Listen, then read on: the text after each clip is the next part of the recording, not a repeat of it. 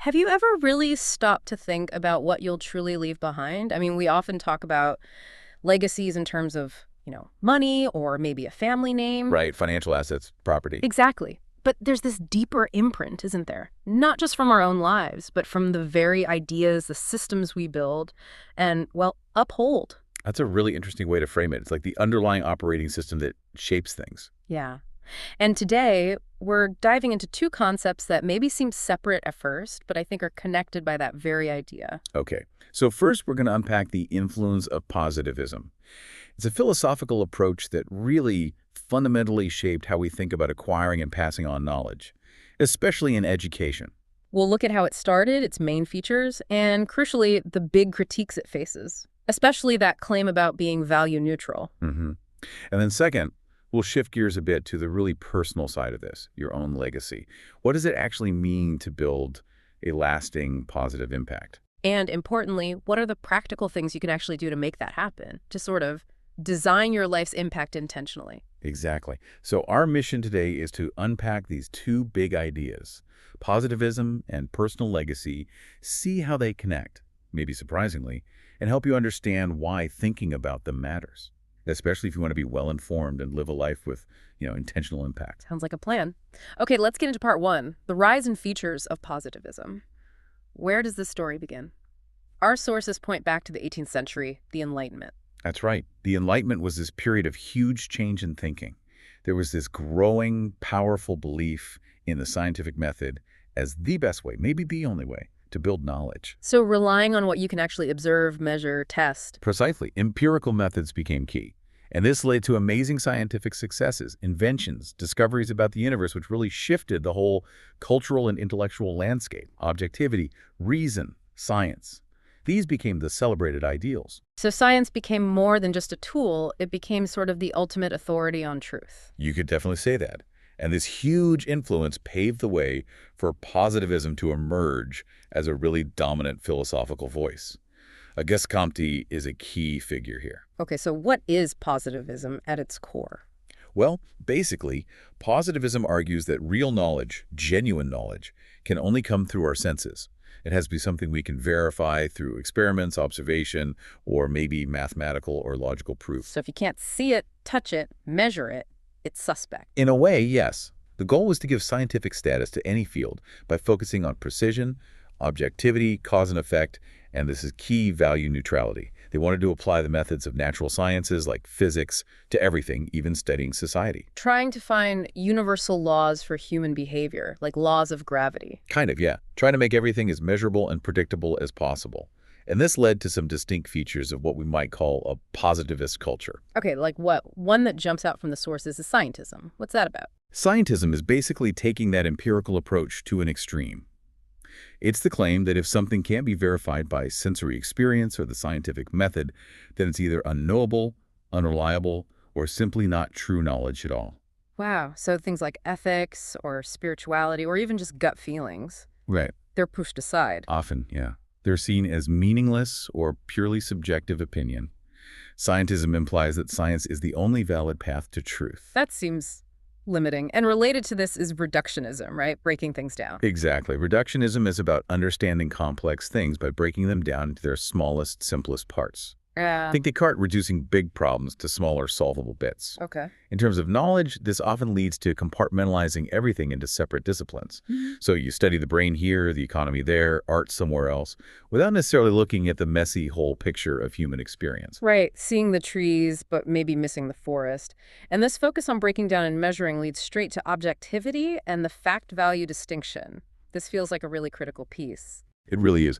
Positivism holds that true knowledge comes from measurement, that we can build this body of objective facts that apply universally. Okay. But values morality, ethics, what we prefer those are seen as completely separate. They belong in the realm of faith or just personal feeling, not objective knowledge. And this led to something called Hume's law, or Hume's guillotine. Sounds intense. It does. It refers to the is-ought problem.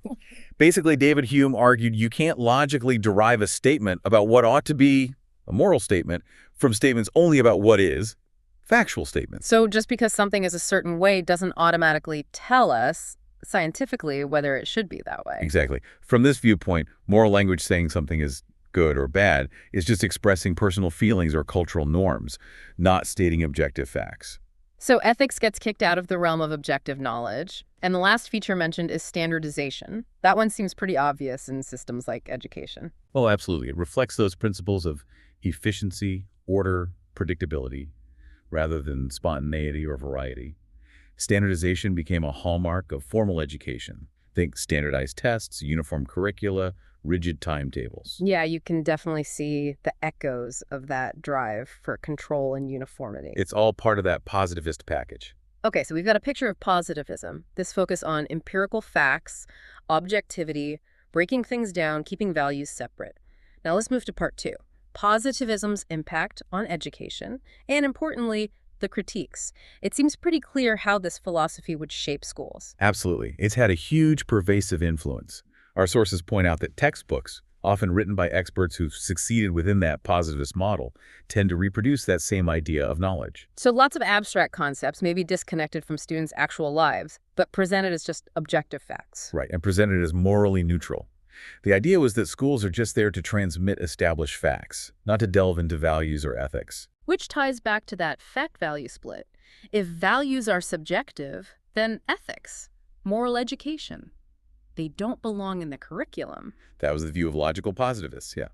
They explicitly argued that ethics should be left to families and religion because it wasn't empirically verifiable. So the curriculum aimed for this neutrality. But this whole idea of neutrality, it's faced some really strong pushback, hasn't it? From postmodern thinkers, the Frankfurt School, feminist researchers. Oh, definitely.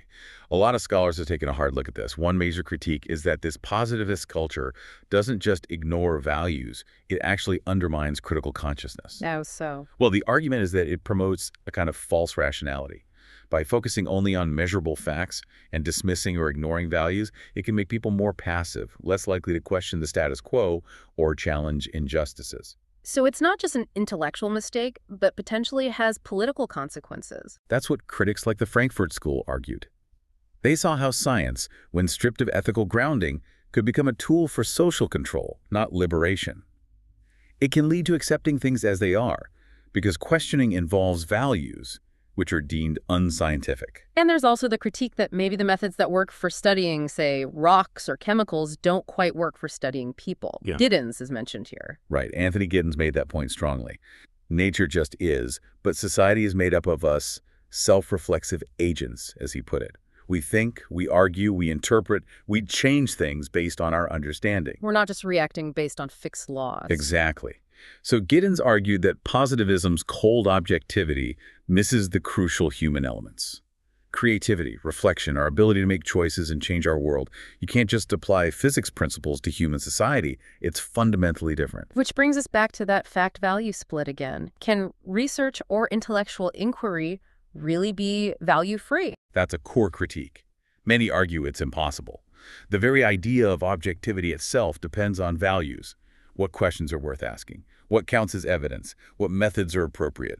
These are choices influenced by norms and values. So trying to separate facts from values in studying society is maybe pointless or even harmful. The critics would say yes. Suppressing the ethical dimension prevents genuine self-critique. It stifles public debate about what matters. And it can leave us with this passive view where we just accept things because questioning them involves subjective values. And this directly impacts education. Michael Apple argues that claiming curriculum neutrality is just wrong. Yeah, Apple insists that the knowledge chosen for schools is always a selection from a much wider range of possibilities. And that selection inevitably reflects the beliefs, values, and interests of dominant groups in society. So values are embedded whether we admit it or not. Absolutely. Social, economic, cultural values, they're woven into curriculum choices, teaching methods, how students are assessed. There's no truly neutral ground. Someone decide what knowledge is most important. Which leads scholars like Kumar to suggest that schools shouldn't avoid conflict or ethical discussion, but actually embrace it, make schools sites of resistance. Exactly. Kumar sees education as inherently political and ideological. So instead of pretending to be neutral, schools should become places for counter-socialization, actively challenging oppressive structures, discussing real-world ethical dilemmas students face. Helping kids develop critical thinking skills to deal with a complex, value-laden world. Precisely. And Pothok takes this even further, making a really strong claim that defending neutrality in education is almost a form of fascist politics. Wow, that's strong language. What's the thinking there? His point is that pretending neutrality hides the real goals and the ideological role education plays in shaping specific kinds of knowledge and values. For Pathak, education is fundamentally a moral and ethical quest. Not just about facts, but about transforming consciousness, becoming a more thoughtful, humane person. Yes, moving beyond just intellectual skills to what he calls inner realization. It's about integrating reason and emotion, developing wisdom, not just processing information. And finally, Giroux points out that presenting knowledge as purely objective and value-free can actually serve to legitimize specific interests. Right.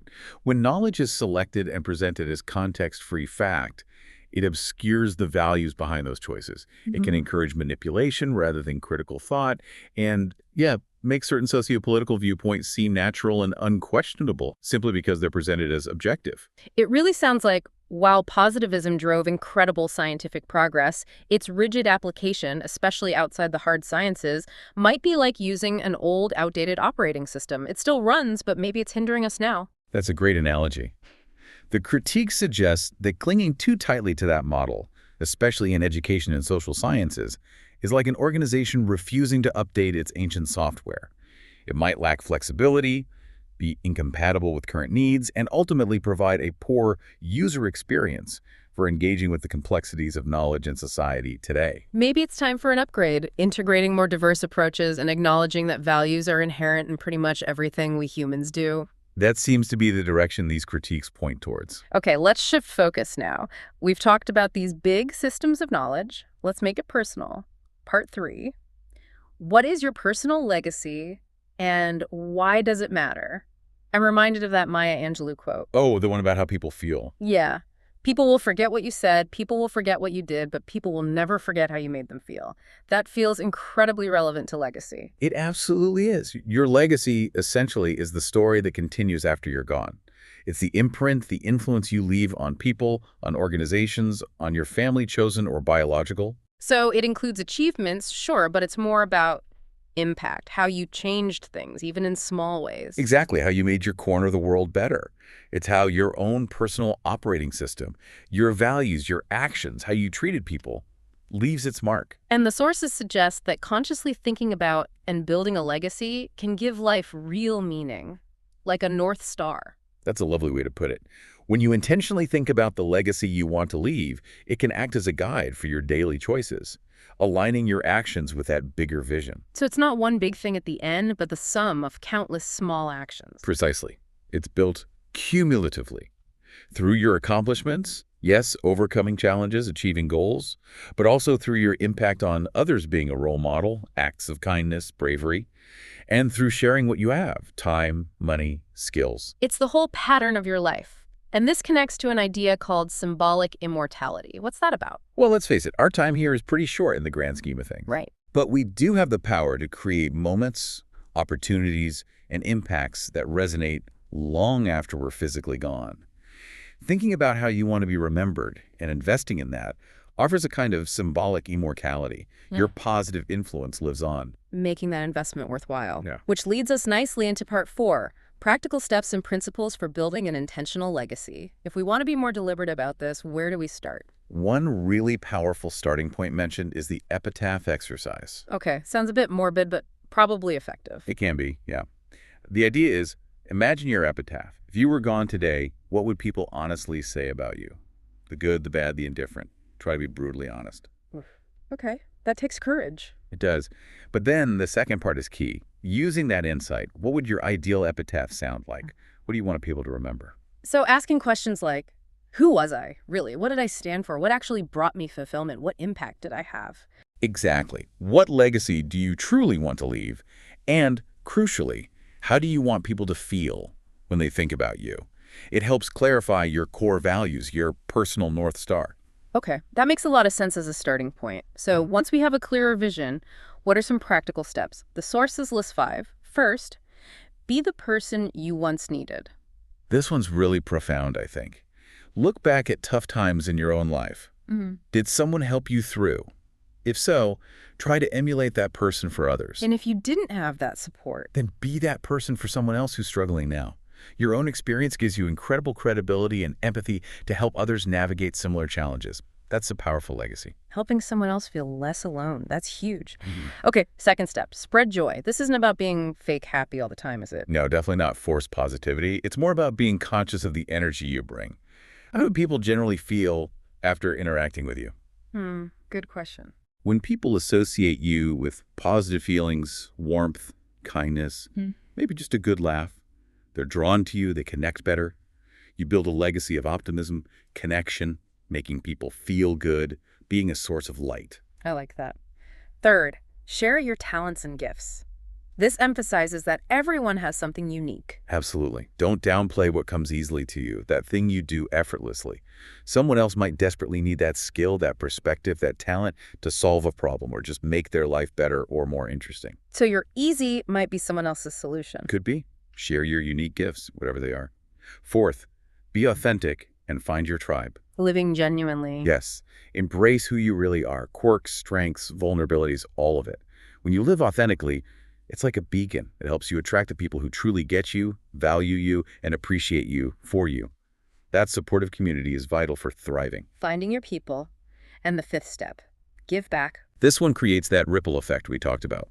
Whether it's giving your time, your skills, or your money, contributing to causes you care about extends your impact far beyond yourself. Through volunteering, donations, maybe serving on a board. Yes, it allows your values to keep making a difference, potentially long after you're directly involved. Okay, those 5 steps are really concrete.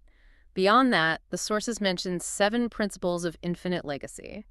These seem geared towards making that impact last even longer. First, be proud of the legacy you leave. Right. Make it intentional. Don't just let it happen by accident. Consciously choose the legacy you want to build, one that reflects your best self. Second, give what you can afford when you can afford it. Yeah, the idea of giving from your saucer, not your cup. Contribute sustainably, recognizing that your capacity might change over time.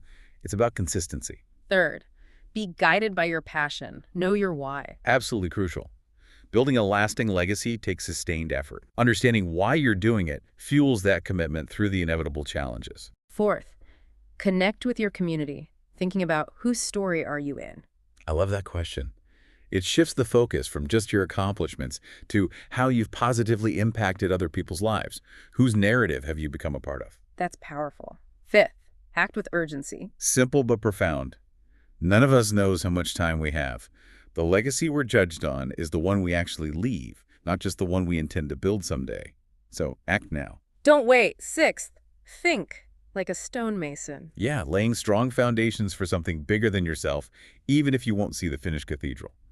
Trust that your work contributes to something lasting that will benefit future generations. It's about the long game. And seventh, have an infinite mindset. This means designing your legacy so it can continue without you needing to be there constantly. Building systems, empowering others, setting up structures that allow your positive impact to perpetuate itself. Thinking beyond your own lifespan. Now, all this talk of legacy leads to a very practical aspect, estate planning. It might sound dry, but the sources frame it as a tangible way to leave a legacy of care. It absolutely is. It's not just about money. It's about providing peace of mind, protection, and provision for the people and causes you care about. It's a practical extension of your values. So, what are the basic steps for a good estate plan? The sources outline 4 key ones. First, gather your information. Write down what's important about yourself, your loved ones, your assets. Second, talk to a qualified estate planning attorney. Don't try to DIY this complex stuff. Good advice. Third, make sure you understand the plan your attorney proposes. Ask questions until you're confident it reflects your wishes. And fourth, crucially, sign the documents. An unsigned plan doesn't do anyone any good. Right, it has to be legally valid. What are the essential documents people usually need? Typically, the core includes a will, which directs where your property goes, names guardians for kids, and appoints an executor to manage things. Then, a durable power of attorney for healthcare, letting someone make medical decisions if you can't. A living will, or advance directive, outlines your wishes for end-of-life care. And a durable power of attorney for finances, appointing someone to handle your money if you become incapacitated. Those cover the key bases for personal and financial decisions if you can't make them yourself. Are there other tools people might use? Oh, yes.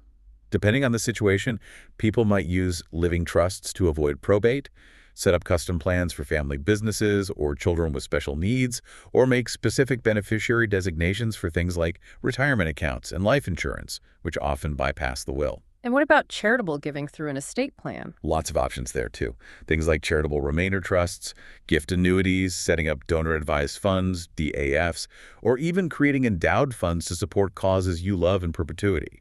It's a way to weave your values into the community fabric long term. And there's a point made about how inheritances are distributed, the idea of the right inheritance. Yes. Thinking thoughtfully about it. The goal is usually to provide security and meet needs, but maybe avoid creating situations where an inheritance becomes a burden or removes incentive. So sometimes distributing larger sums over time might be wiser. Often, yes, especially for younger beneficiaries. It allows them to learn to manage it responsibly. And hey, don't forget the furry family members. You can even set up a pet trust to ensure they're cared for after you're gone. A pet trust. That really shows planning for everyone you care about. So it seems, whether we're talking philosophy or finances, an intentional legacy is about consciously aligning our values and actions to ensure our impact reflects our best intentions and, ideally, endures. Exactly. It's like taking that potentially outdated operating system, whether societal views on knowledge or just our unexamined habits, and consciously upgrading it, designing it for the future you want to help create. So wrapping this up, what does this all mean for you listening in? We've journeyed through how a philosophy like positivism, with its focus on facts and neutrality, really laid down tracks for how we handle knowledge, almost like a societal legacy system. A system with deep roots, especially in education.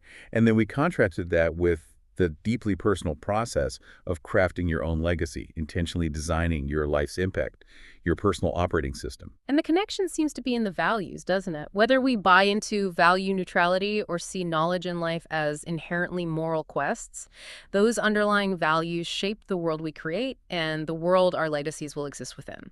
Absolutely. How we define truth, what we deem important, how we treat each other, it shapes culture, not just classrooms. It's this ongoing challenge, like modernizing any legacy system, whether it's philosophy or our own lives. We have to assess, adapt, and intentionally design for relevance and positive impact. So here's a final thought to leave you with. As you navigate your own search for knowledge and meaning, what values are you consciously choosing to embed in the legacy you're building? Both the personal story you leave behind and the contribution you make to our shared understanding.